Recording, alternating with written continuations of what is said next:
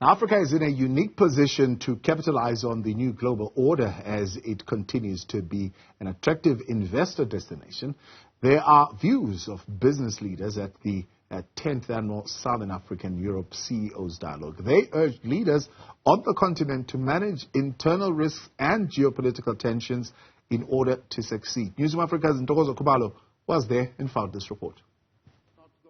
Business leaders say Africa has a huge potential for growth in the current geopolitical environment, but must look inward to resolve the risks to regional economies. I think we must look to ourselves and ask how Africa will recover, because what happens on the African continent has to be measured in the lives of Africa's poorest.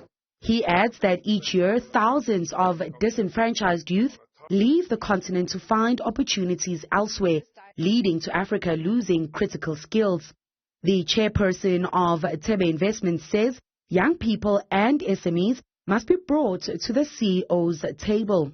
We refer to our youth as a positive because if you have a youthful society, we refer to that as the demographic dividend, which means it's a positive thing.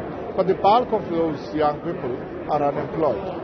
The CEO of DHL Africa adds that while the dialogue is critical, action must be taken for it to trickle down to SMEs and the informal sector. If I meet with a vanilla farmer tomorrow in Madagascar, I need to be able to answer him or her to say the difference that this forum will bring about.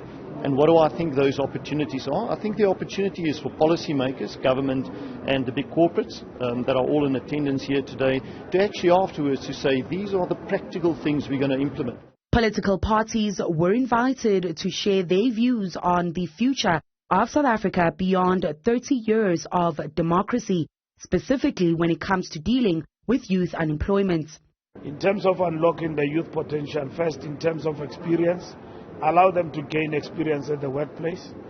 Government has led from the front. We want business to do the same. We've got to do something to absorb the massive unemployment that exists in the country. We have the largest youth unemployment rates in the world, and we've got to do something about it. The social fabric cannot hold in a country when so many people do not have the dignity of work. The solution to this country's problem will come from South Africans, and particularly black voters. They are the ones who come 2024 to vote this government out so that we can bring in an accountable government. The conference will also unpack Africa's political landscape and how the mother continent shapes and enables business growth. For Newzroom Africa on Channel 405, I'm Ntokozo Khumalo in Johannesburg.